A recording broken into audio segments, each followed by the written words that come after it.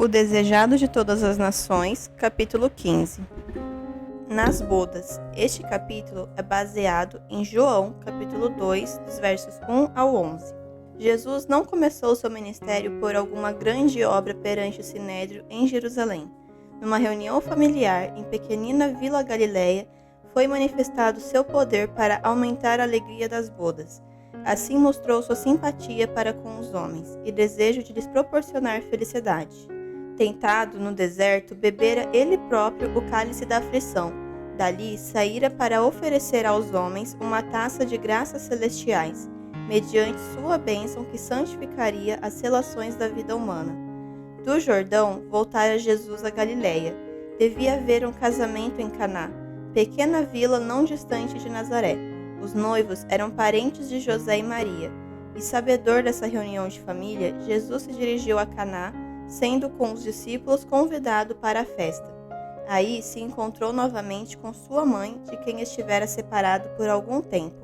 Maria ouvira falar na manifestação às margens do Jordão, quando do batismo dele. As novas foram levadas a Nazaré, evocando novamente em seu espírito as cenas que por tantos anos ocultara no coração. Como todo Israel, Maria fora profundamente comovida pela missão de João Batista. Bem se lembrava ela da profecia feita em seu nascimento, a ligação dele com Jesus. Avivava-lhe novamente as esperanças, mas também lhe haviam chegado notícias da misteriosa retirada de Jesus para o deserto, e sentia-se opressa por aflitivos pressentimentos. Desde o dia em que ouvira o anúncio do anjo no lar de Nazaré, entesourara Maria todo o sinal de que Jesus era o Messias. Sua doce e abnegada existência assegurava-lhe que ele não podia ser outro senão enviado de Deus. Todavia, também, lhe sobrevinham dúvidas e decepções, e ela anelara o tempo em que sua glória se houvesse de manifestar. A morte a separara de José, que com ela partilhara do mistério do nascimento de Jesus. Não havia agora ninguém mais a quem pudesse confiar suas esperanças e temores. Os 2 meses anteriores tinham sido muito dolorosos. Fora separada de Jesus, em cuja simpatia encontrava conforto. Ponderava as palavras de Simeão: uma espada transpassará também a tua própria alma.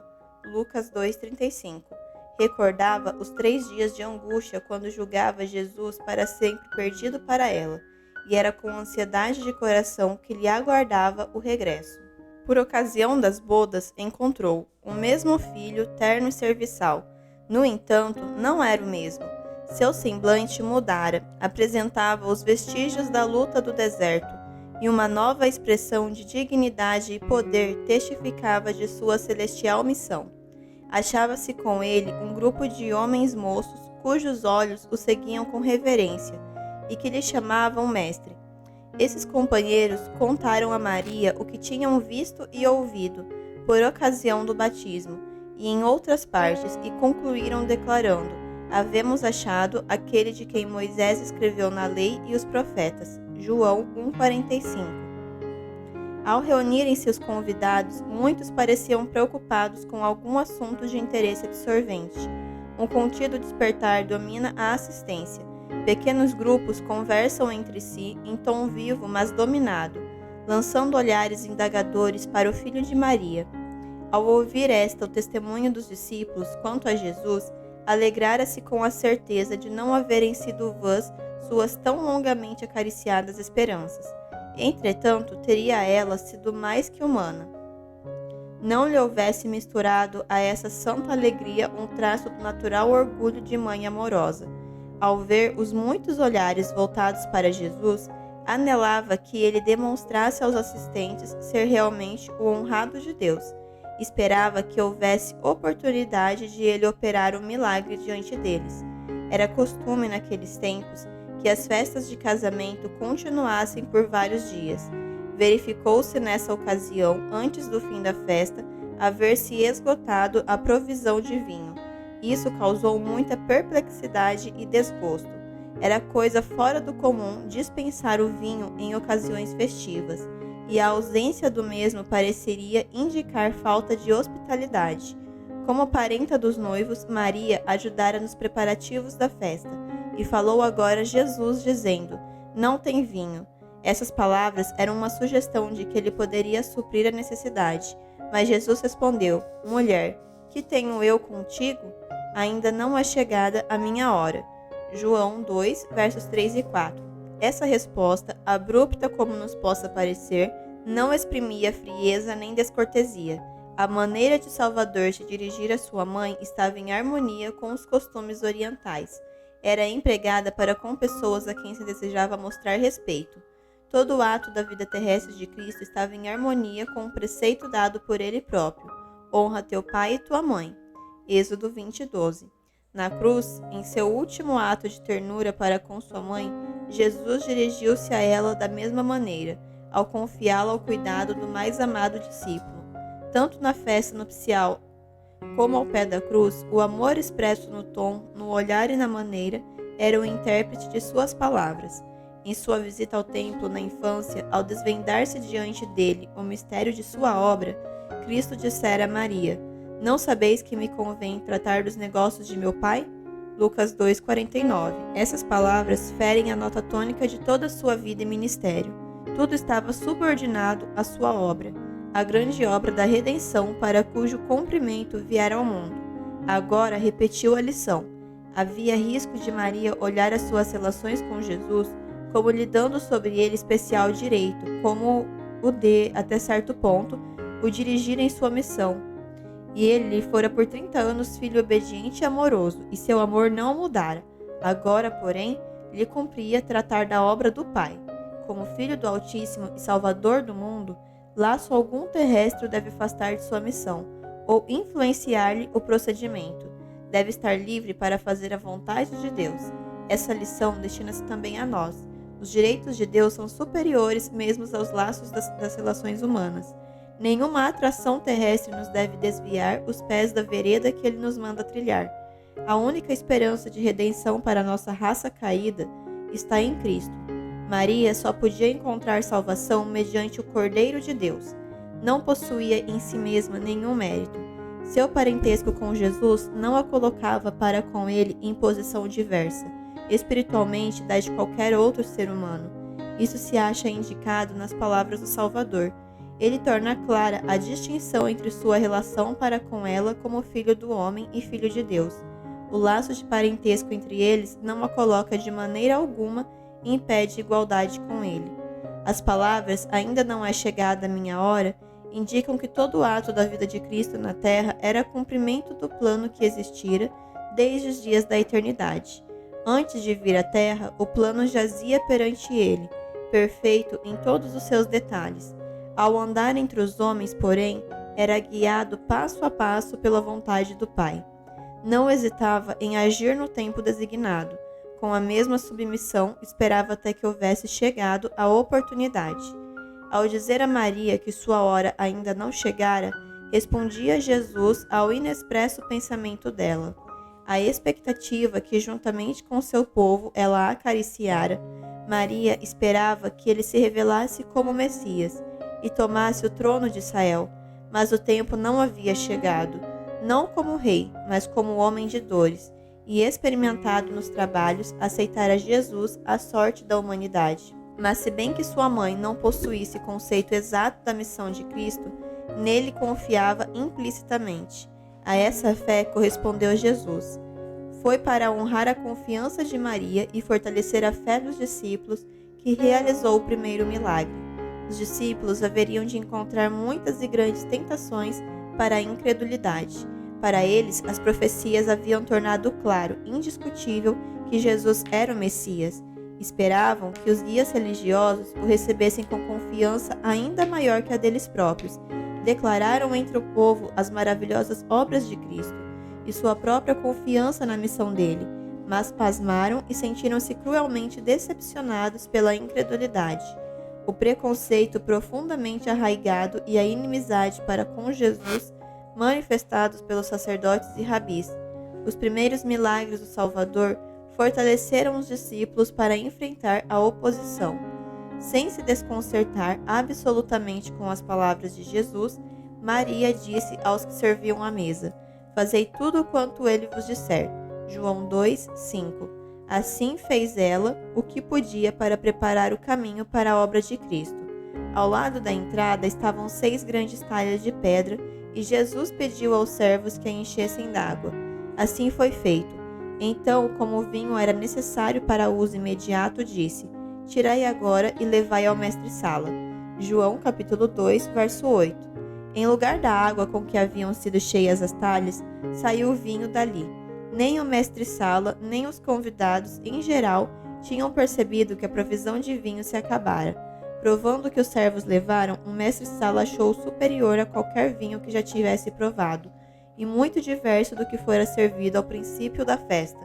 Voltando-se para o noivo, disse: Todo homem põe primeiro o vinho bom, e quando já tem bebido bem, então o inferior. Mas tu guardaste até agora o bom vinho. João capítulo 2, verso 10. Como os homens servem primeiro o vinho melhor e depois o inferior, assim faz o mundo com seus dons. O que ele oferece pode agradar aos olhos e fascinar o sentido, mas se demonstra incapaz de satisfazer. O vinho se transforma em amargura, o espírito folgazão em tristeza. Aquilo que começara com cânticos e alegria termina em fadiga e desgosto. Os dons de Cristo, porém, são sempre novos e sãos. A bênção que provém não deixa nunca de proporcionar satisfação e alegria.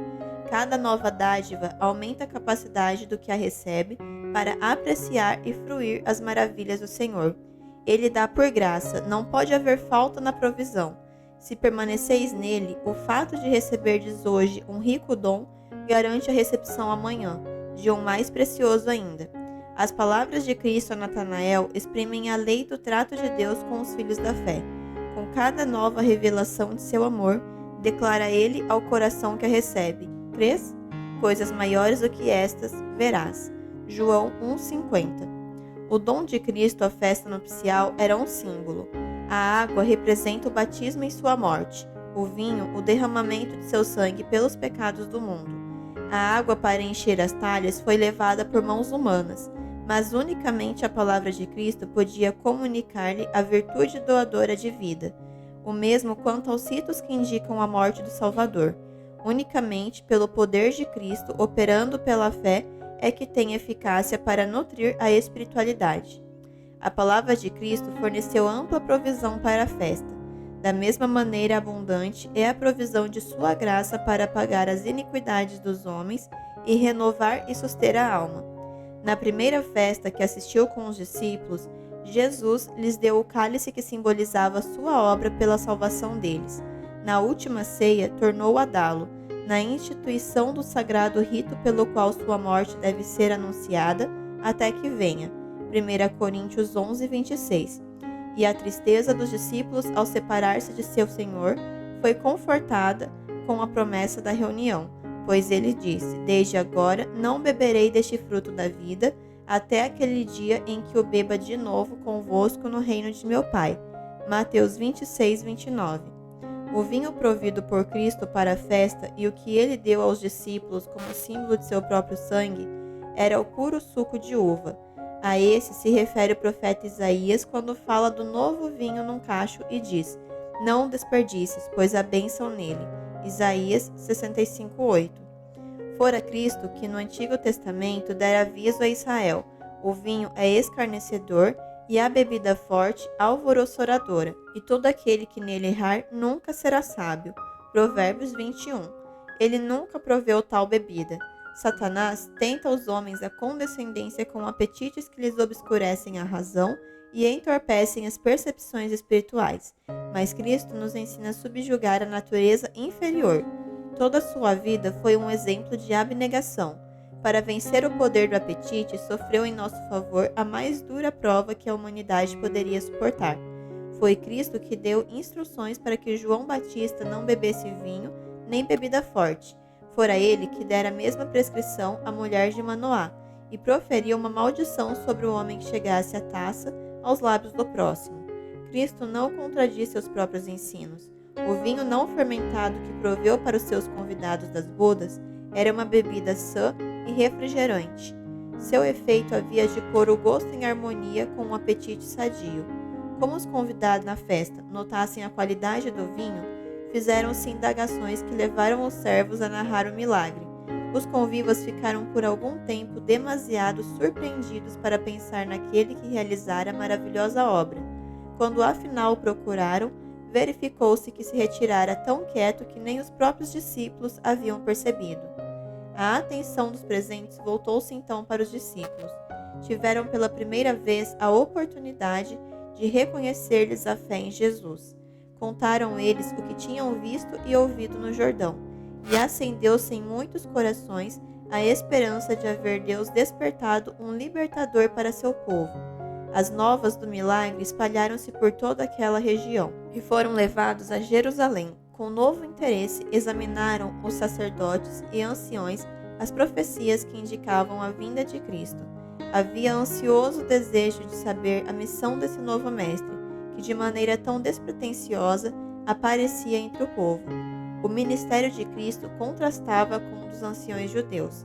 O cuidado deles quanto à tradição e ao formalismo destruíra toda a verdadeira liberdade de pensamento e ação. Viviam em contínuo medo de contaminação. Para evitar contato com o imundo, mantinham-se separados, não só dos gentios, mas da maior parte de seu próprio povo, não procurando beneficiá-lo nem ganhar-lhe amizade. Por considerar sempre essas coisas, haviam impedido o desenvolvimento do próprio espírito e estreitado a esfera de sua existência. Seu exemplo animava o egoísmo e a intolerância em todas as classes do povo. Jesus começou sua obra de reforma, pondo-se em íntima simpatia com a humanidade. Ao passo que mostrava maior reverência para com a lei de Deus, censurava a pretensa piedade dos fariseus e tentava libertar o povo dos regulamentos absurdos que os acorrentavam. Procurava derribar as barreiras que separavam as diversas classes sociais, a fim de unir os homens como filhos de uma só família. Sua presença nas bodas visava um passo na efetuação desse desígnio. Deus dera a João Batista instruções para habitar no deserto, a fim de protegê-lo contra a influência dos sacerdotes e rabis e prepará-lo para uma missão especial. A austeridade e isolamento de sua vida, porém, não eram um exemplo para o povo. O próprio João não ordenara a seus ouvintes que abandonassem seus anteriores deveres. Pediu-lhes que dessem demonstração de arrependimento pela fidelidade a Deus no lugar em que ele os chamara. Jesus reprovava a condescendência própria em todas as suas formas. Todavia, era de natureza sociável. Aceitava a hospitalidade de todas as classes, visitando a casa de ricos e pobres, instruídos e ignorantes, procurando elevar-lhes os pensamentos das coisas comuns da vida para as espirituais e eternas. Não consentia com desperdício e nenhuma sombra de mundana leviandade lhe manchou a conduta. Todavia, achava prazer em cenas de inocente felicidade e sancionava com sua presença as reuniões sociais. Um casamento judaico era ocasião impressionante, e sua alegria não desagradava ao Filho do Homem. Assistindo a essa festa, honrou Jesus o casamento como uma instituição divina. Tanto no Antigo como no Novo Testamento, as relações conjugais são empregadas para representar a terna e sagrada união que existe entre Cristo e seu povo. Ao Espírito de Jesus, a alegria das bodas apontava ao regozijo daquele dia em que levará sua esposa para o lar do Pai, e os remidos juntamente com o Redentor se assentarão para a ceia das bodas do Cordeiro. Diz ele: como o noivo se alegra da noiva, assim se alegrará de ti o teu Deus. Nunca mais te chamarão desamparada, mas chamar-te-ão o meu prazer está nela, porque o Senhor se agrada de ti. Isaías 62, versos 5 e 4. Ele se deleitará em ti com alegria, calar-se-á por seu amor, regozijar-se-á em ti com júbilo. Sofonias 3,17. Ao ser concedida ao apóstolo João uma visão das mais celestiais, escreveu ele: e ouvi como que a voz de uma grande multidão, e como que a voz de muitas águas, e como que a voz de grandes trovões, que dizia: Aleluia! Pois já o Senhor Deus Todo-Poderoso reina. Regozijemo-nos e alegremo-nos, e demos-lhe glória, porque vindas são as bodas do Cordeiro, e já a sua esposa se aprontou. Bem-aventurados aqueles que são chamados à ceia das bodas do Cordeiro. Apocalipse 19, versos 6, 7 e 9. Jesus via em cada ser humano alguém a quem devia ser feito chamado para seu reino. Aproximava-se do coração do povo, misturando-se com ele, como alguém que lhe desejava o bem-estar. Procuravam nas ruas públicas, nas casas particulares, nos barcos, na sinagoga, às margens do lago e nas festas nupciais. Ia-lhe ao encontro em suas ocupações diárias e manifestava interesse em seus negócios seculares. Levava suas instruções às famílias, pondo-as assim no próprio lar, sob a influência de sua divina presença. A poderosa simpatia pessoal que dele emanava conquistava os corações. Retirava-se muitas vezes para as montanhas, a fim de orar a sós, mas isso era um preparo para seu labor entre os homens, na vida ativa. Desses períodos, volvia para aliviar o enfermo, instruir o ignorante e quebrar as cadeias ao cativo de Satanás. Jesus preparava os discípulos pelo contato pessoal e a associação. Ensinava-os às vezes sentado entre eles na encosta da montanha, outras às margens do lago, ou caminhando em sua companhia. Revelava-lhes como os mistérios do reino de Deus. Não pregava como fazem os homens hoje em dia. Sempre que os corações se achassem abertos para receber a divina mensagem, desdobrava as verdades do caminho da salvação. Não ordenava a seus discípulos que fizessem isso ou aquilo, mas dizia: segue-me. Nas jornadas através de campos e cidades, levava-os consigo, para que vissem como ensinava o povo. Vinculava-lhes os interesses aos próprios, e eles se lhes uniam na obra. O exemplo de Cristo de ligar-se aos interesses da humanidade deve ser seguido por todos quantos pregam sua palavra e todos quantos receberam o evangelho de sua graça.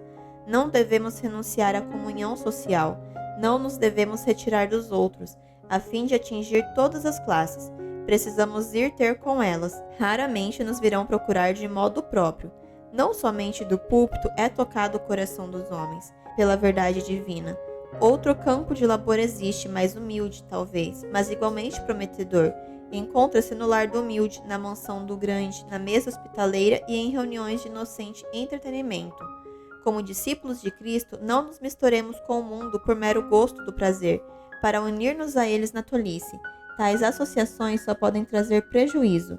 Nunca devemos sancionar o pecado por nossas palavras ou ações, nosso silêncio ou nossa presença. Aonde quer que formos, devemos levar conosco Jesus e revelar a outros que precioso é nosso Salvador. Os que buscam esconder sua religião, porém, ocultando-a dentro de muros de pedra, perdem valiosas oportunidades de fazer bem. Por meio das relações sociais, o cristianismo se põe em contato com o mundo. Todo que recebeu divina iluminação deve lançar luz sobre o caminho dos que não conhecem a luz da vida. Todos nos devemos tornar testemunhas de Jesus. O poder social santificado pela graça de Cristo deve ser aperfeiçoado em atrair pessoas para o Salvador. Demos a conhecer ao mundo que não nos achamos absorvidos egoístamente em nossos próprios interesses, mas desejamos que os outros participem das bênçãos e privilégios que gozamos. Mostremos-lhes que nossa religião não nos torna faltos de simpatia nem exigentes, que todos quantos professam haver encontrado a Cristo sirvam como ele fez ao bem dos homens. Nunca deveríamos dar ao mundo a falsa impressão de que os cristãos são uma gente triste e descontente. Se nossos olhos estiverem fixos em Jesus, veremos um compassivo Redentor e havemos de receber luz de seu semblante. Onde quer que reine o seu espírito, aí habita a paz e haverá alegria também, pois há uma calma santa e confiança em Deus. Cristo se compraz em seus seguidores, quando mostram que, embora humanos, compartilham da natureza divina. Não são estátuas, mas homens e mulheres animados.